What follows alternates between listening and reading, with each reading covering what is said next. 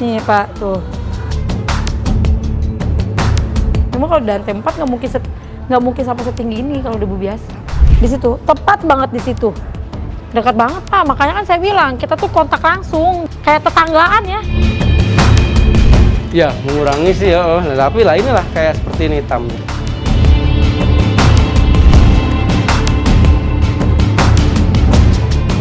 Cuma ini cuma di tangan, kayak gini tuh. Tongkangnya semakin banyak, dianya semakin sukses, kitanya semakin hidup nggak sehat.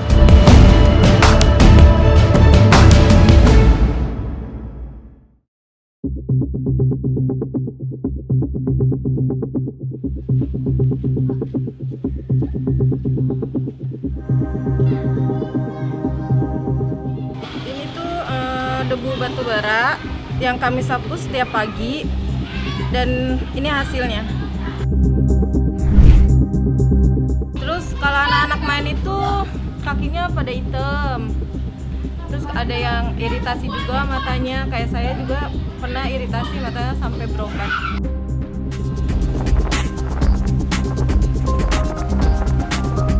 Tahu ya, kalau mereka tidak taat, ya bukan tidak menutup kemungkinan kita naikkan sanksinya.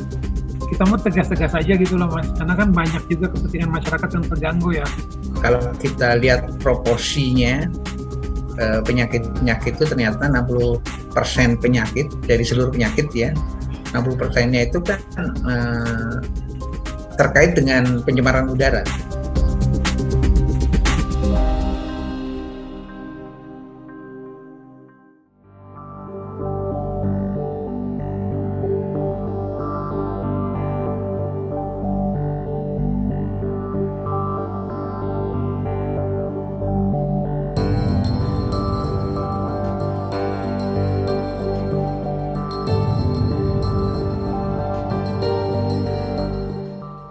Efek kesehatan terhadap pencemaran batu bara ini ya, baik lewat mulut maupun lewat hidung ya, yang terhidup maupun termakan lewat rantai makanan, itu banyak sekali ya, karena kandungan batu bara sendiri itu berisi dari berbagai macam senyawa kimia logam berat ya, yang ada di perut bumi.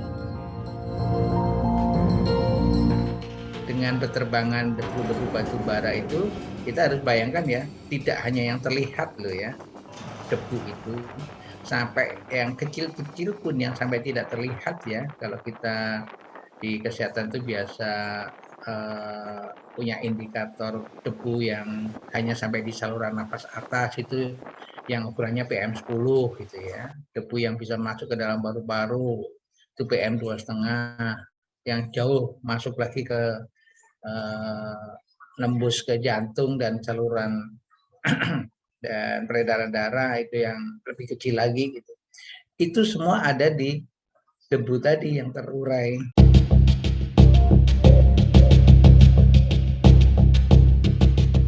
Nah, jadi ketika masuk ke dalam tubuh, maka hampir semua apa istilahnya, hampir semua penyakit-penyakit yang di organ-organ vital itu bisa terganggu.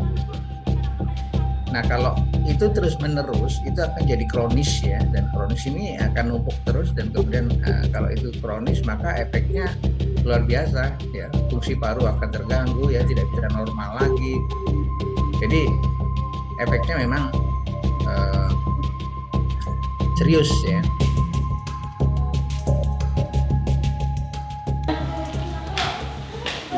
Kakinya kotor banget. Iya, kena debu. Kena debu apa? Debu batu bara. Debu batu bara. Iya.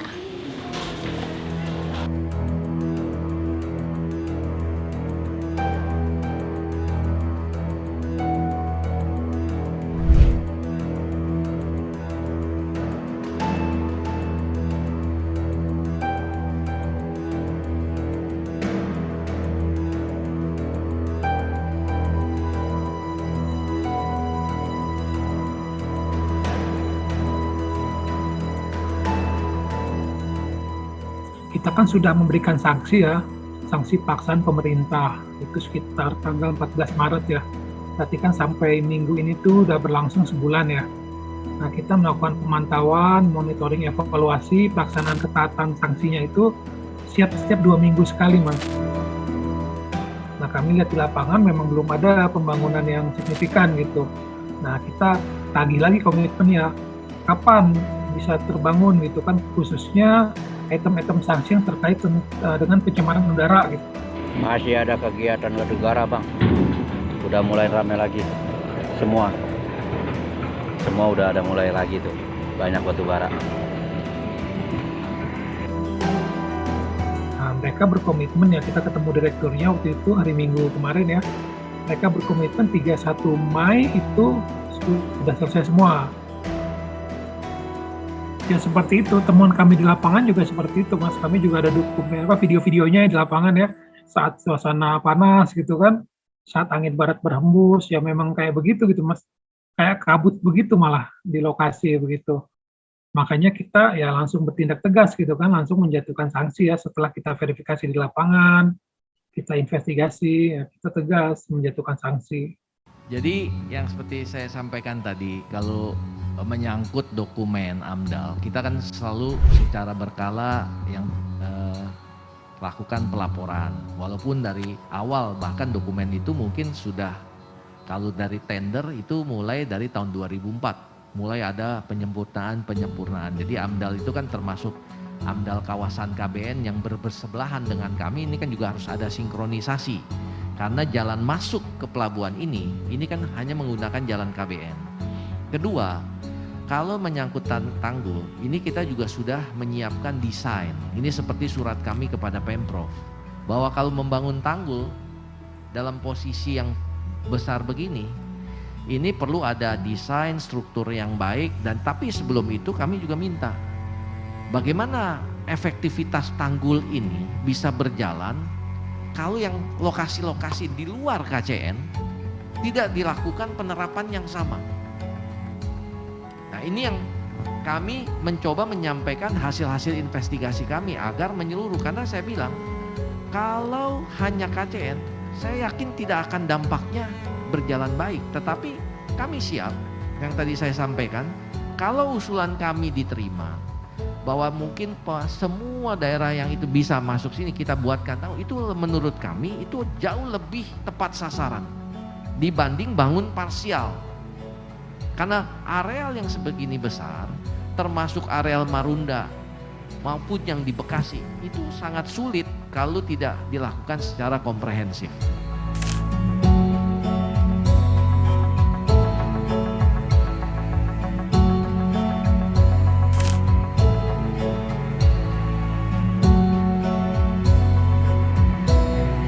Jadi gini,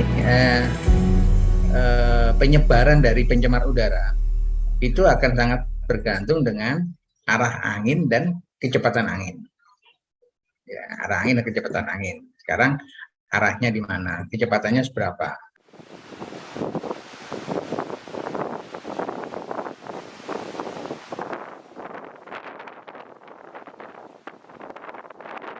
Misalnya ada pembongkaran batu bara itu di pelabuhan ya, di pelabuhan kan, terus kemudian dilakukan pada siang hari.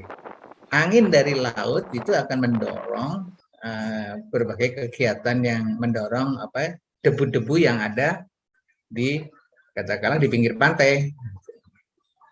Nah, arahnya kemana ya? Jelas ke darat kan arahnya. Terus kemudian bergantung dengan kecepatannya.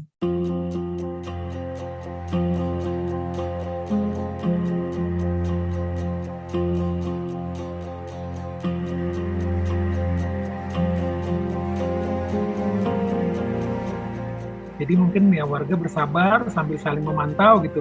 Yang pasti kami terus mencermati dan bertindak tegas gitu kan untuk ini, untuk kepentingan bersama.